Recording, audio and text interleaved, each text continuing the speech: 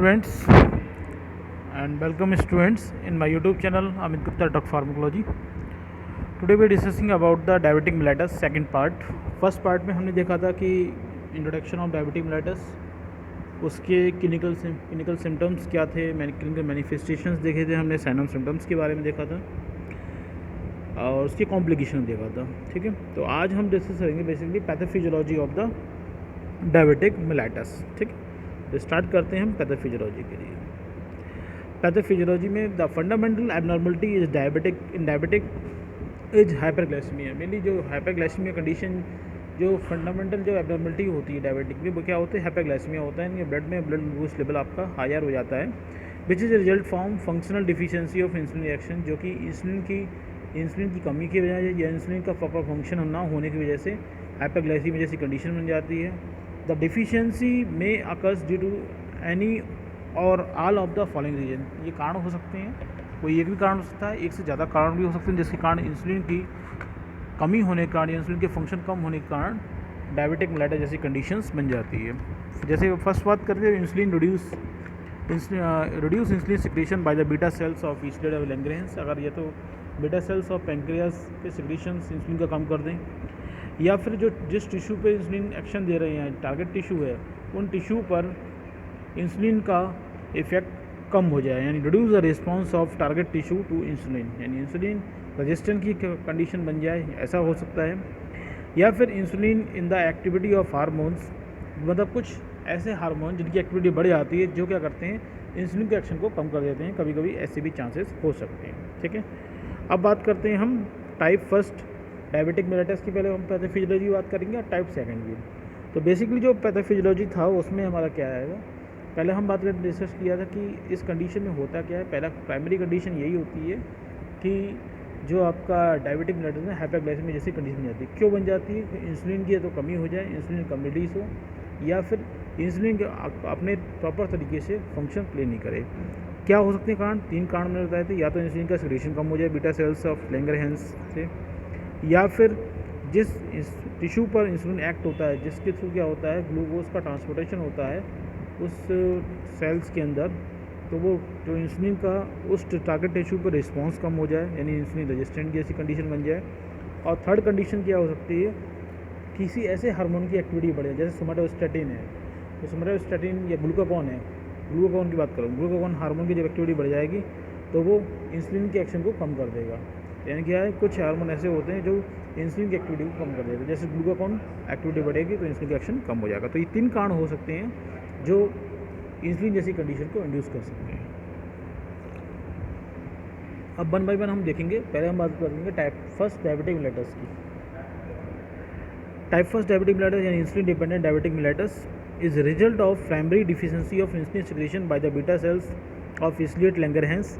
The insulin secretion in this type of diabetic may be nil. इसमें क्या होगा, इस टाइप के डायबिटिक्स में जो इंसुलिन सिक्रेशन होता है वो नील हो जाता है, बिल्कुल नहीं रहता है टाइप फर्स्ट में. This is disease appear in the young age. ये जो डिसीज़ होती है यंग एज में अपीयर हो सकती है, इसलिए इसे हम जोवेनाइल ऑनसेट डायबिटिक mellitus के नाम से भी जानते हैं. अगर पैथोफिजियोलॉजी की बात करूँ तो पैथोफिजियोलॉजी में बेसिकली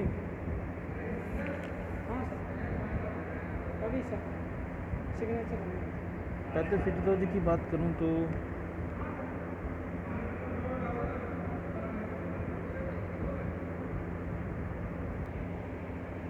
हाँ, तो बात की थी हमने diabetic mellitus, pathogenesis of diabetic mellitus. जो इंसुलिन डिपेंडेंट डायबिटिक mellitus है वो 2 कारण हो सकती है.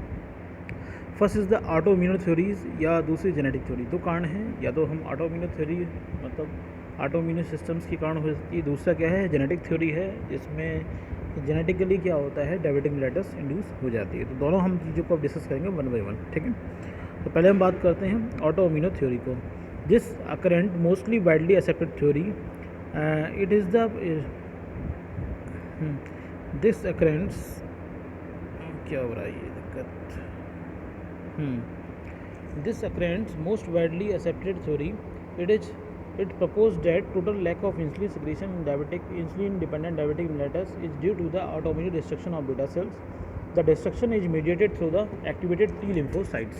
यानी कि क्या है इसमें इसके इस थ्योरी के अकॉर्डिंग ये है कि जो आपका इंसुलिन का सेक्रेशन बिल्कुल बंद हो गया है through the beta cells of pancreas से, वो इसलिए बंद हो गया है क्योंकि इसमें जो बीटा सेल्स एकदम डिस्ट्रॉय हो गई हैं due to the auto immuno response के कारण। और ये जो डिस्ट्रॉय किसने किया है, ये आपकी टी लिम्फोसाइट सेल्स उस बीटा सेल्स को डिस्ट्रॉय कर देती हैं, जिससे कारण इंसुलिन का सेक्रेशन बिल्कुल लैग हो जाता है। तो एक ये है ऑटो इम्यून थ्योरी। दूसरा है जेनेटिक थ्योरी। जेनेटिक थ्योरी के क्या है, the genetical susceptibility is associated with the MHC gene that produce a specific type of antigens that act on the surface of the beta cells, and antibodies of a specific type of antigen act on beta cells and induce autoimmunodestruction of beta cells। इसमें क्या होता है कि जो आपकी genetically क्या होता है कि जेनेटिकली कुछ MHC जीन एक टाइप का जीन है जो स्पेसिफिक टाइप ऑफ एंटीजन को प्रोड्यूस करेगा, और वो एंटीजन्स क्या करते हैं, वो बीटा सेल्स की सरफेस पे जाके अडेयर हो जाते हैं, वहाँ पे जाके चिपक जाते हैं या एक्ट हो जाते हैं। अब उनके अगेंस्ट में जो एंटीजन बॉडी बनी है वो एंटीबॉडी जाके बीटा सेल्स पे जाके एक्ट होगी उस एंटीजन के अगेंस्ट में, और इस एंटीजन एंटीबॉडी रिएक्शंस होती है बीटा सेल्स के ऊपर, जिसकी वजह से बीटा सेल्स होती है वो आपकी डिस्ट्रॉय हो जाती है due to the auto immuno destruction of the beta cells, जिससे की वजह से बीटा सेल्स डिस्ट्रॉय हो जाती है। तो इसमें क्या है कि जेनेटिकल थ्योरी के अकॉर्डिंग क्या है कि जेनेटिकली थ्योरी में क्या है, कुछ एंटीजन्स होते हैं वो आपके जीन से प्रोड्यूस हो रहे होते हैं, जो एंटीजन्स बीटा सेल्स पे जाके एक्ट हो जाते हैं, और उस एंटीजन के अगेंस्ट में एंटीबॉडी हमारी बॉडी उसकी बॉडी प्रोड्यूस करती है, और फिर एंटीबॉडी एंटीजन रिएक्शंस होती है बीटा सेल्स के सरफेस पे होती है, और बीटा सेल्स के सरफेस पे एंटीजन एंटीबॉडी रिएक्शन होने के बाद बीटा सेल्स भी डिस्ट्रॉय हो जाती है, और जिसकी वजह से इंसुलिन का सेक्रेशन बिल्कुल बंद हो जाता है। तो ये एक जेनेटिक थ्योरी, ये भी एक्सेप्टेबल होती है अकॉर्डिंग, लेकिन मोर एक्सेप्टेबल जो है वो आपकी ऑटोइम्यूनो थ्योरी ज़्यादा होती है। अब बात करूँगा मैं नेक्स्ट टाइप का, second type non insulin dependent diabetic mellitus. Non insulin dependent diabetic mellitus is 10 times is more than insulin dependent diabetic mellitus. Although the specific biochemical defect which cause insulin dependent diabetes mellitus, non insulin dependent diabetic mellitus are known as the disease may result in one and more the following ways। पहले तो बात ये है कि non insulin dependent diabetic mellitus है वो 10 times ज़्यादा होती है as compared to the insulin dependent diabetic mellitus से ज़्यादा होती है। साथ में कुछ इसमें क्या होता है कि non insulin dependent diabetic mellitus में कुछ बायोकेमिकल डिफेक्ट होते हैं जो non insulin dependent diabetic mellitus जैसे कंडीशन इंड्यूस करते हैं, और उसमें से ये कारण भी हो सकते हैं जो नीचे दिए हुए हैं। पहला क्या ये हो सकता है कि decrease insulin secretion in response of glucose, मतलब जितना ग्लूकोज हमारी बॉडी में है उसके हिसाब से इंसुलिन सेक्रेशन नहीं हो रहा है, मतलब उससे रिस्पॉन्स जो ग्लूकोज की कंसनट्रेशन के अकॉर्डिंग उससे कम अमाउंट में इंसुलिन सेक्रेशन होता है, या decrease insulin secretion in response to the glucose से कंसनट्रेशन के अकॉर्डिंग इंसुलिन का सेक्रेशन ना होने के कारण भी हाइपरग्लाइसेमिया जैसी कंडीशन बनती है, यानी कि diabetic non insulin dependent diabetic mellitus हो सकता है। दूसरा कारण क्या है कि decrease the first phase insulin से रिलीज, यानी कि जब हम कुछ खाना खाते हैं, कुछ भी खाते हैं, तो उस टाइम फर्स्ट फेज़ में इंसुलिन रिलीज होता है। तो उस फर्स्ट फेज़ में जैसे हमने कुछ फूड खाया उस टाइम इंसुलिन कम रिलीज हो, फर्स्ट फेज़ में इंसुलिन कम रिलीज हो, तो भी क्या होती है हाइपरग्लाइसेमिया जैसी कंडीशन बन सकती है, जो भी रिस्पॉन्सिबल होती है non insulin dependent diabetic mellitus के लिए।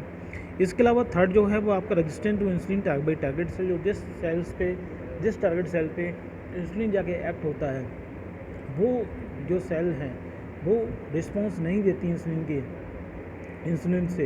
के लिए, तो उसकी वजह से क्या होता है ग्लूकोज उन सेल में ट्रांसपोर्ट नहीं हो पाता है, और जो ग्लूकोज ट्रांसपोर्ट नहीं हो पाएगा डिफरेंट सेल्स या डिफरेंट टिश्यू में, तो ग्लूकोज की कंसनट्रेशन ब्लड में बढ़ जाती है, जो आल्सो हाइपरग्लाइसेमिया जैसी कंडीशन बना सकता है। तो ये तीनों में से कोई एक कारण भी हो सकता है, दो कारण भी हो सकते हैं, तीनों कारण भी हो सकते हैं जो इंड्यूस करते हैं diabetic non insulin dependent diabetic mellitus के लिए। इसके अलावा क्या है, ओबेसिटी भी एक कारण माना जाता है कि वो नॉन इंसुलिन डायबिटिक मेलाइटस के लिए। Obesity lead to play important role in type 2 diabetic mellitus since most type 2 diabetic mellitus are obese, क्योंकि देखा गया है कि जितने टाइप 2 डायबिटिक मेलाइटस के जो पेशेंट हैं वो ओबियस हैं। उसके अलावा कुछ एविडेंस है जो सपोर्ट करते हैं डायबिटिक मेलाइटस जैसी कंडीशन के लिए। Obese non diabetic patients having a hyperinsulinaemia जैसी कंडीशन बनी रहती है, नॉन डायबिटिक पेशेंट को देखा गया है, और इंसुलिन रिसेप्टर डाउन रेगुलेशन हो जाता है। इंसुलिन का रिसेप्टर्स जो होते हैं प्रॉपर तरीके से उस पर इंसुलिन की अपनी एक्टिविटी प्रोड्यूस नहीं कर पाते हैं, तो दोनों ही कारण क्या होते हैं, हाइपरग्लाइसीमिया जैसी कंडीशन को इंड्यूस करते हैं। साथ में obvious type second diabetic mellitus की वजह से क्या होता है, इंसुलिन का सिक्रीशंस मोर होता है, सिक्रीशन बहुत ज़्यादा बढ़ आता है as compared to the non obese patients. तो दोनों ही फैक्टर्स हैं, या ओबिसिटी भी also involve in the type second diabetic mellitus के लिए। ठीक है,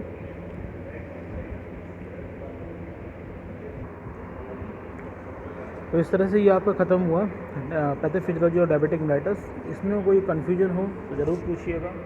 अगर वीडियो समझ में आया हो तो लाइक ज़रूर कीजिएगा, और कन्फ्यूजन हो तो कमेंट बॉक्स ज़रूर पूछिएगा। और आपको लगता है ये वीडियो किसी शेयर करने पर किसी को हेल्पफुल हो सकता है, जो उससे ज़रूर शेयर कीजिएगा। अगर आपने अब तक मेरे चैनल को सब्सक्राइब नहीं किया है तो सब्सक्राइब जरूर कीजिएगा। नेक्स्ट वीडियो में मिलेंगे नेक्स्ट डिसऑर्डर के साथ में, तब तक के लिए थैंक यू।